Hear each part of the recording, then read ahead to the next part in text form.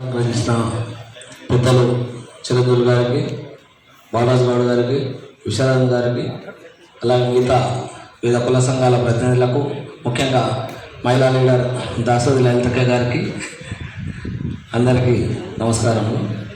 నేను సనాతన సంప్రదాయ మత్స్యకారులైనటువంటి గంగపుత్ర చైతన్య సమితి రాష్ట్ర అధ్యక్షులు మంగిరిపల్లి శంకర్ గంగపుత్ర. ఈరోజు బీసీల వాటా బడ్జెట్ల గురించి ఒక రౌండ్ టేబుల్ సమావేశం జరగడం, గత 12 సంవత్సరాలుగా కులాలకు ఏ కులానికి ఎంత కేటాయించారు అనేది ఒక 25 కులాలలో కేవలం కొన్ని కులాలకే. దాంట్లో కూడా చాలా సంతోషించాల్సిన అంశం ఏంటంటే కొన్ని కార్పొరేషన్లు కొత్తగా పెట్టి బడ్జెట్ కేటాయించి రూపాయి కూడా కేటాయించలేదు. దానికోసం అందరం కూడా చప్పట్లు కొట్టాలి ప్రభుత్వానికి. ఎందుకంటే కులాలను గుర్తించినట్టుగా కార్పొరేషన్లు ఏర్పాటు చేసారు, ₹1 అనేది దాంట్లో చైర్మన్ అని కూడా పెట్టలే. మనం సంఘాలుగా మనం రిజర్వేషన్లు అనగానే వాళ్ళ రిజర్వేషన్ల గురించి కొట్లాడినాం. తర్వాత వాడి ఎలక్షన్లు పెడుతున్నాడు, జరిగిపోతూనే ఉంది. ఇక మా విషయానికి వస్తే గంగపుత్రుల యాక్చువల్గా ఫస్ట్ కులవృత్తి గురించి పెట్టినట్టు ఉన్నారు, తర్వాత పేరు మార్చారేమో అనిపించింది.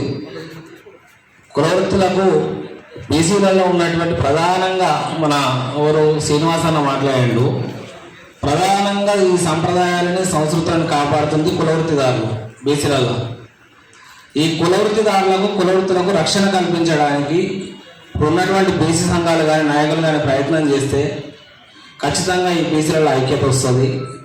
మన హక్కులని మనం కాపాడుకోవడానికి కానీ, మన బడ్జెట్లని మనం పొందడానికి కానీ, మన వాటా మనం సాధించడానికి ఉపయోగపడుతుంది.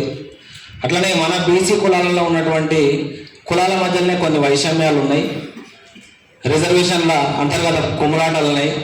ఈ కుమ్మలాటల గురించి కూడా బీసీ సంఘాలకు ఉన్నటువంటి వాళ్ళు పట్టించుకోవాలి.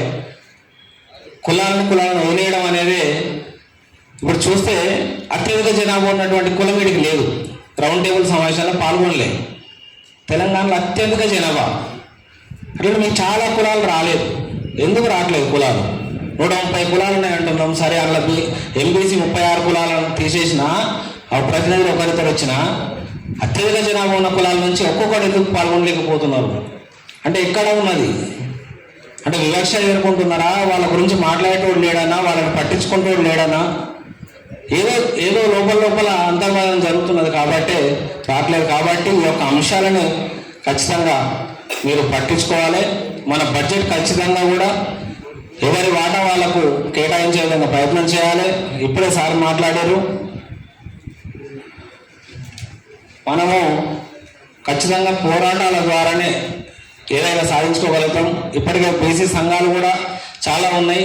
కొన్ని కుల సంఘాలు లలితక్క చెప్పింది, కొన్ని కుల సంఘాలు ఒకరు ఉద్యమం చేస్తారు, ఆ కులం హక్కుల గురించో లేకుంటే రిజర్వేషన్ల గురించో దేని గురించో ఒకటి పోరాటం చేస్తాడు.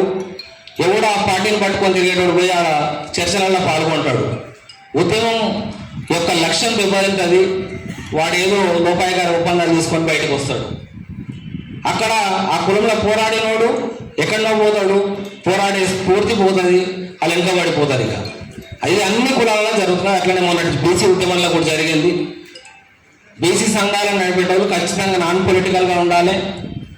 నాన్ పొలిటికల్గా ఉంటేనే కుల హక్కులను, బీసీల హక్కులను కాపాడుకోగలుగుతాం. ఒక్కొక్క కులంలో దరిద్రం ఉన్నది, చాలా సంఘాలు ఉన్నాయి.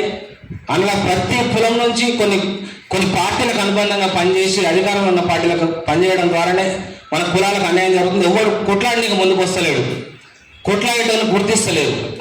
కాబట్టి ఈ యొక్క అంశాలని పెద్దలందరూ కూడా గుర్తించుకొని మా యొక్క బీసీ రిజర్వేషన్ విషయంలో చాలా పెద్ద ఎత్తున తగాదాలు జరుగుతున్నాయి.